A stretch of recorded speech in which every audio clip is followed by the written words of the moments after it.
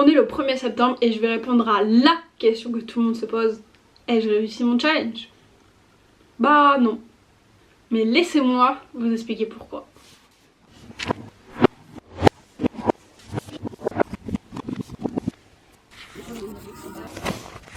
Au départ, il y avait 58 livres dans ma pile à lire, mais vu que je lis principalement en bibliothèque, et ben ça descendait pas très vite. C'est pour ça que j'ai décidé de faire tout le challenge. Et en ce qui concerne 2025, je souhaite toujours avoir 10 livres dans ma pile à lire au 1er septembre 2025. Depuis avril 2024, j'ai acheté 25 livres, ce qui fait à peu près 75 livres dans ma pile à lire. Et si vous savez pas, je suis étudiante, ce qui fait que je passe pas mes journées à lire, malheureusement. Et j'ai aussi eu quelques problèmes de lecture. C'est le livre le plus compliqué que j'ai lu à lire en anglais jusqu'à ce jour. Et juste dire, c'est un fail en fait. Parce que dans mon challenge, entre guillemets, je suis en retard. Au final, il me reste 13 livres au lieu de 10. Et pour moi, c'est totalement ok. J'ai pas atteint mon objectif, certes, mais j'ai quand même drastiquement vidé ma pile à lire. Mais avant de commencer la vidéo, il faut faire de la place pour ranger les livres lus de ces derniers mois. Alors je vais faire ça.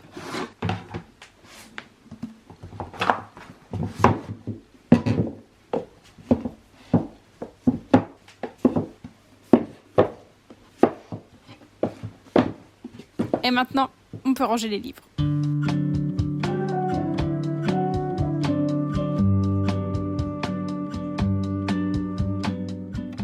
Ensuite j'ai lu Clap When You Land de Elizabeth Acevedo, dont j'ai lu les 2 premiers livres cette année. Et j'aime beaucoup sa plume, j'aime beaucoup, c'est assez poétique. C'est pas trop compliqué, c'est très agréable à lire, c'est très fluide. Je sais que je viens un peu après tout le monde pour lire les livres d'Elizabeth Acevedo. Mais si vous ne l'avez pas lu et si vous hésitez, bah franchement, moi j'ai passé un très bon moment, j'ai vraiment bien aimé. Et j'aime beaucoup aussi parce que ça parle aussi d'une réalité que je connais pas. J'habite pas aux États-Unis, mes parents n'ont pas immigré aux États-Unis de la République dominicaine. Après, c'est un livre qui parle de deuil et ça m'a énormément fait du bien à moi pour gérer mes deuils aussi. Même si j'avais un peu d'appréhension dessus, mais ça parle aussi de sœur, comment découvrir sa sœur, etc. Et j'aime beaucoup, vraiment plus de livres sur les amitiés, plus de livres sur les relations entre sœurs. Franchement, moi je recommande, j'ai passé un très bon moment, j'ai vraiment bien aimé. En vrai, je sais pas trop quoi vous dire parce que en fait, c'est parle d'une réalité que je connais pas et du coup, je découvre en fait tout ce qui se passe. Et du coup, j'ai beaucoup d'empathie pour les personnages quand même. Et ça me permet en fait de connaître d'autres réalités que la mienne. Et c'est franchement très cool. En plus, c'est super bien écrit.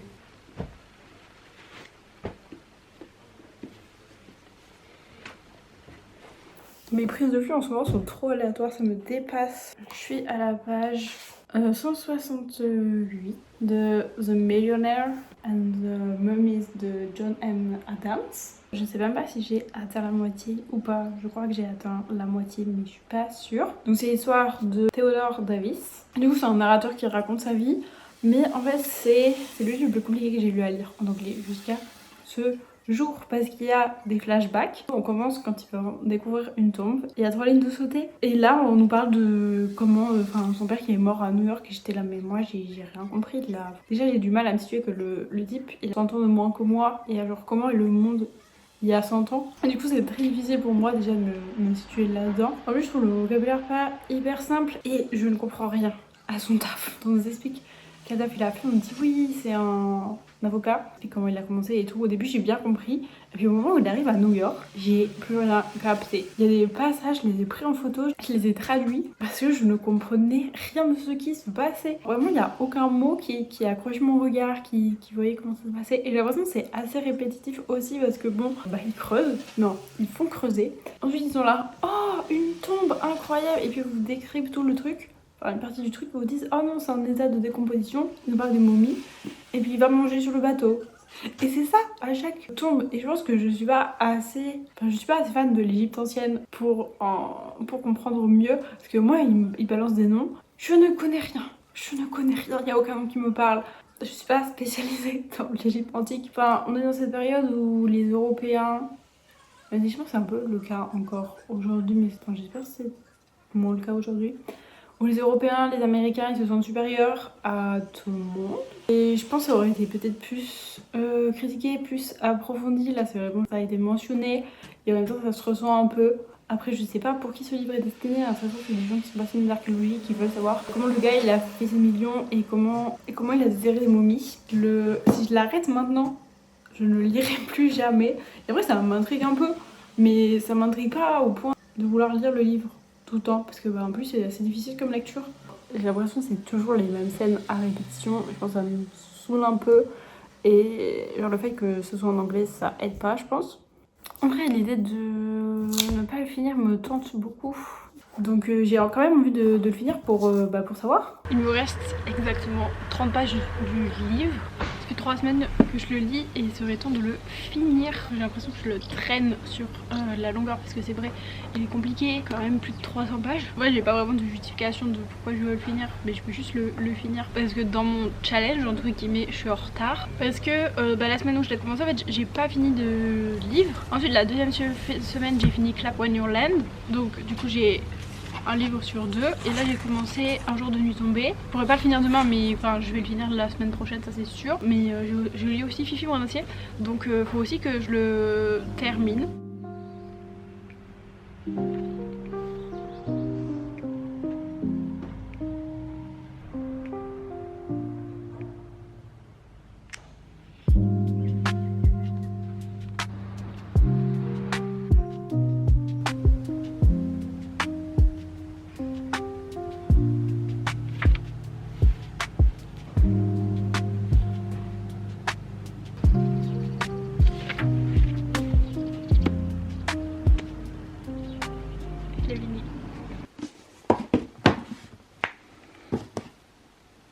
Je suis à la page 250. Je sais pas, je voulais faire un peu une étape. J'ai vu sur internet que cette deuxième partie était beaucoup plus incroyable que la première. J'étais vraiment là en mon fort intérieur. C'est peut-être un peu exagéré. Et en fait, pas du tout. C'est absolument cette deuxième partie beaucoup plus incroyable que la précédente. Enfin, là, je suis à la page 250. J'ai vraiment envie de lire mon livre H24. De manière générale, j'ai adoré les personnages la dernière fois.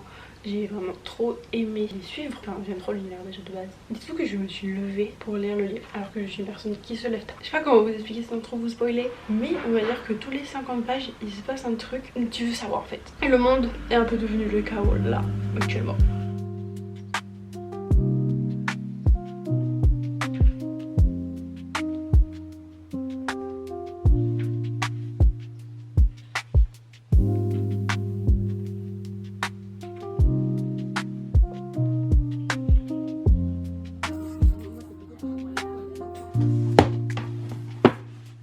J'ai fini Un jour de nuit tombée et mon cœur saigne. Je suis là en mode que fais-je maintenant de ma vie en fait? C'était trop bien, moi je veux relire Le Prieuré de l'Oranger en fait. Et si Samantha Shannon veut écrire 500 ans avant Un jour de nuit tombée, qu'elle se fasse vraiment plaisir. J'ai hâte de lire cette histoire.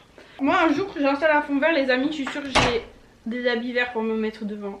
Est-ce qu'on peut parler 2 secondes du fait... Qu'est-ce que je veux dire? Je m'en souviens plus. Est-ce qu'on peut parler du fait qu'on est le 19 juillet et que j'ai déjà monté les 3/4 de la vidéo de mai et de juin. On est le 19 juillet 2026 et j'ai pas fini de monter la vidéo. Ce qui n'arrive approximativement que à peu près le 10 du mois d'après. Donc j'ai actuellement 20 jours d'avance sur la post-prod de mes vidéos. Si vous savez à quel point je me sens fière d'avoir trouvé un rythme après 8 mois. Oui, un très bon rythme. Il t'a fallu 1 an et quelques jours pour monter cette vidéo. Aïe aïe, un processus chaotique. Sinon, je suis en vacances. J'ai remarqué que tous les ans, quand je suis en vacances, je lis moins alors que j'ai plus de temps. Ce qui est pas du tout logique en fait. Mais bon, je vais passer 1h30 à scroller sur Instagram. Ce qui est fou, c'est que je suis inactive en fait. Ça me foudra toujours de rire. J'ai envie de faire un truc que j'ai vu sur pas mal de chaînes booktube. C'est le 24 Hour Read at Home, mais c'est étalé sur plusieurs jours. Donc en gros c'est en combien de jours tu lis 24 heures. Donc je pense que ça me paraît un bon départ pour prendre de bonnes habitudes. Du coup une sorte de mini challenge dans le challenge. Sur ce, je vais chercher des pots de confiture. Il est 23h et j'ai pas lu une seule page. Je lis pas du tout très bien. Donc on va commencer ce challenge et on va lire. Mais pas beaucoup parce que je suis extrêmement fatiguée en fait.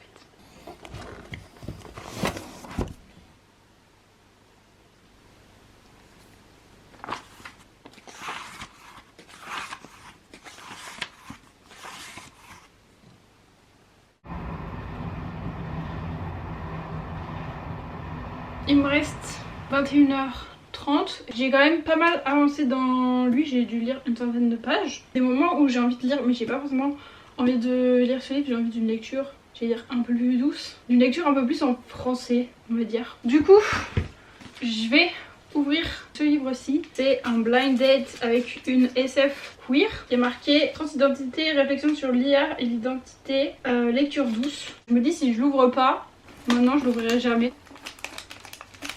Je sais pas comment je l'ouvre. Je pense qu'il faut que je vous raconte une anecdote, c'est que genre du coup j'ai acheté ce livre le 6 et après je suis allée dans une autre librairie. Je crois que j'ai vu le titre en fait de l'ouvrage. Du coup je l'ai pas pris, mais j'ai pas noté le titre. Je me rappelle plus. Il me semble que la couverture est noire, bleu noir. J'ai tout faux, le livre est... Ah si, il est un peu bleu quand même. Il est un peu bleu. Honnêtement, si il avait pas été un blind date, je l'aurais pas pris. Je sais pas, genre la séquence Hardman, ça me parle pas forcément. Ça a l'air d'être pas mal. Hâte de lire ça quand même. Alors que la Terre devient progressivement inhabitable. Désolée, mais en fait c'est le monde dans lequel on vit.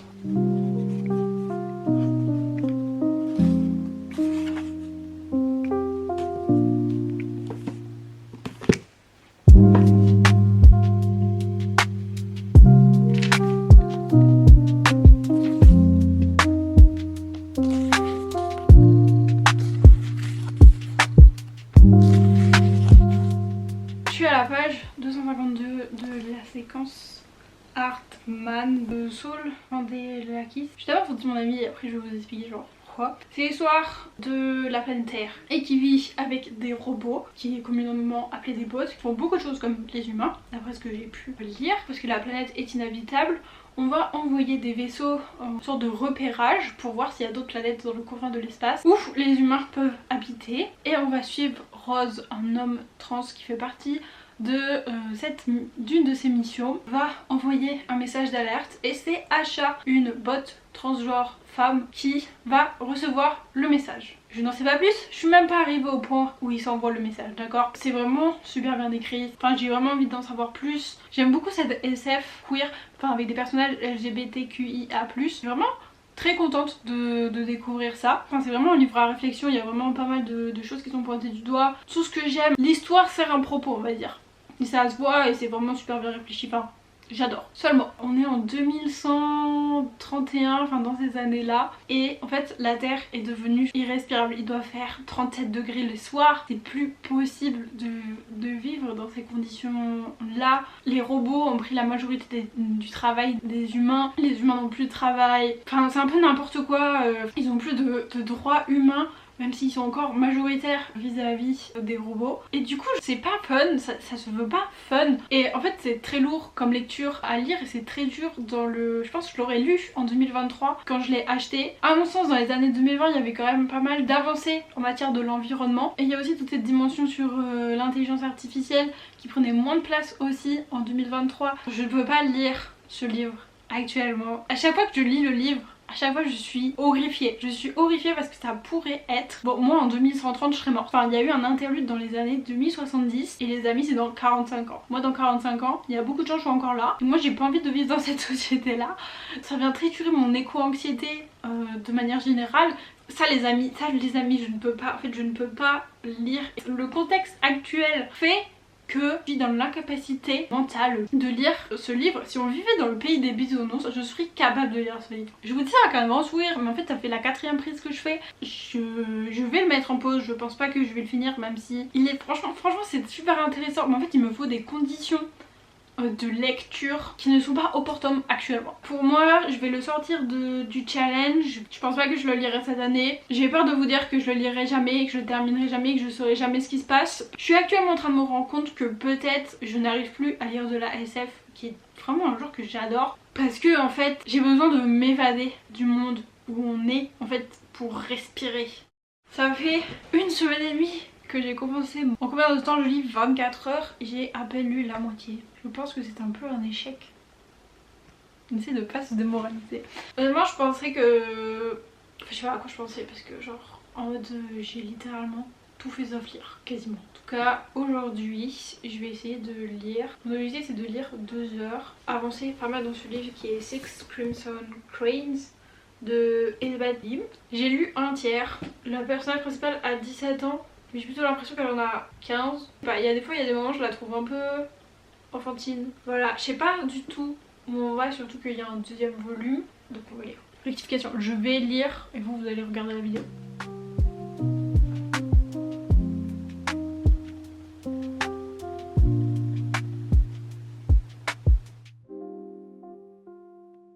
Ça fait 2 semaines que j'ai commencé mon super challenge et je n'ai pas fini. Il me reste 7h30. Je pense qu'on peut arrêter là et juste dire c'est un fail, c'est un échec. Ce n'était pas pour moi à ce temps donné. Là ce matin j'ai fini c'est Crimson Crane qui est le deuxième livre que j'ai fini. Dans ce challenge, j'ai lu un tiers en plus de la séquence Artman. J'arrive pas à savoir si j'ai été lente ou si j'ai été rapide parce que j'ai lu quand même 2 livres en anglais. Franchement, quand même très cool. En fait, je crois que juste là, j'arrive pas à digérer ce qui se passait dans les dernières pages de ces Crimson Cranes. J'ai tellement envie de lire la suite. La moi du passé a oublié de tourner cette partie de la vidéo, alors je viens vous raconter rapidement mon avis sur les livres que j'ai lus il y a un an. Donc il y a forcément des choses que j'ai oubliées.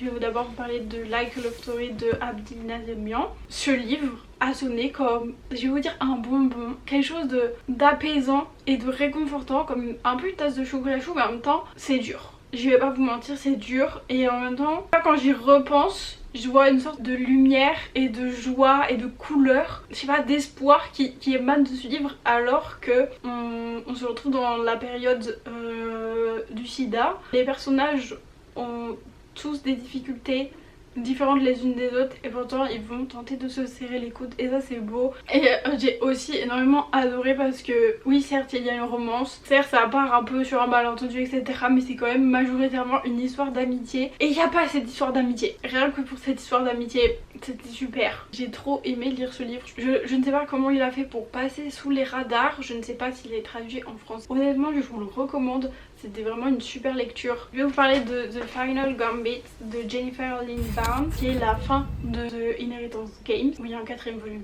Je ne sais plus, mais en tout cas, moi je me suis arrêtée à la trilogie. Enfin, comme tous les livres de la série, j'ai oublié qu'est-ce qui se passe dans ce livre, parce qu'en fait, tout va tellement trop vite que j'arrive pas à encaisser les informations. Les chapitres sont courts, c'est super, mais il se passe tellement de choses. Enfin, en plus, je le lis en anglais. Quand je le lis, je me souviens de tout, mais une fois que j'ai reposé le livre et que je l'ai terminé, je me souviens plus du tout de ce qui s'est passé. Je suis sûre que si je l'ouvrais maintenant je me souviendrais de beaucoup de choses, mais là actuellement ça fait un an que je l'ai fermé et je me souviens pas du tout. En tout cas même si je me souviens plus du livre, je me souviens que j'ai passé un très bon moment à lire ce livre. Je pourrais vous dire que j'ai bien kiffé la fin mais je m'en souviens plus. En vrai le seul truc dont je me souviens c'est que j'ai bien aimé lire ce livre. Pour moi c'est une sorte de thriller énigmatique. J'ai bien aimé être dans cette atmosphère. Ça m'a un peu rappelé les 39 clés et je pense que les livres avec des énigmes me manquent de manière générale. Peu de batterie, pardon c'est pas une vidéo de moi sans un problème de batterie ou de carte SD. J'ai lu Les aventures d'Amina Al-Sirafi de Shannon Chakraborty et waouh, on va suivre une femme pirate Moyen-Âge Renaissance, je me souviens plus, ça fait un an que je l'ai lu, qui va voyager à travers l'Asie du Sud-Ouest et l'Afrique du Nord. Si je me souviens bien, encore une fois, c'est juste super. Je connaissais pas le travail de l'autrice, mais aïe aïe aïe, j'ai tellement envie d'aller voir ce qu'elle a écrit d'autre, parce qu'elle a écrit d'autres livres qui sont publiés en français. Ça fait très longtemps que je suis à la recherche d'une histoire de pirate, c'est majoritairement pour ça que je suis venue, mais le personnage principal et à la fois badass. Enfin, c'est pas un personnage parfait, elle a quand même des faiblesses et c'est très agréable, ça la rend beaucoup plus humaine. J'adore la relation qu'elle entretient avec son équipage, j'adore toutes ses aventures, j'adore parfois les commentaires du narrateur. Je sais plus, qui compte l'histoire. Au début, genre vraiment pendant les 3 premières pages, j'ai été complètement larguée. Après, ça s'est lu, c'était super fluide, c'était super, vraiment j'ai passé un trop bon moment, j'ai trop aimé l'histoire. La suite est actuellement sortie en anglais, mais évidemment ça me retient de l'acheter actuellement et j'aimerais relire le premier en anglais parce que je crois que c'est un des meilleurs livres que j'ai lu de 2025. Je sais pas quoi vous dire, hormis lisez-le si vous aimez les romans d'aventure, si vous aimez les livres sur les pirates, si vous aimez les personnages badass. Son épopée est challengeante à la fois physiquement, à la fois intellectuellement. Faut qu'elle réfléchisse avec des sortes d'énigmes un peu, ça reprend un peu ce que je disais tout à l'heure, que j'aime les romans à énigmes. J'ai pas de mots pour vous dire à quel point j'ai passé un trop bon moment et c'était trop agréable de lire ce livre et j'irai lire la suite, ça c'est sûr, parce que c'est juste incroyable. Donc voilà, et je vais aller lire les autres livres de l'autrice. Et je vais conclure cette vidéo un peu plus proprement, puisque la moi de l'année dernière a laissé pas grand chose. Merci beaucoup. Donc c'est à moi de faire le travail maintenant. Si vous vous souvenez de l'introduction de cette vidéo, il me reste 13 livres au lieu de 10, mais je considère quand même que mon challenge est réussi, parce que ce n'est que 3 livres en plus que mon objectif, et c'est pas énorme. Et je suis quand même fière de moi d'avoir lu autant de livres de ma pile à lire cette année. Je suis très contente. J'ai pas forcément le temps de vous faire une vidéo bilan là maintenant, et je sais pas si forcément ça vous intéresse, donc dites-moi dans les commentaires si vous voulez une vidéo bilan un peu plus approfondie de mon expérience de je vide ma palle, ou je tente de vider ma palle plutôt. Sur ce, je vous laisse et je vous dis à la prochaine. Bye!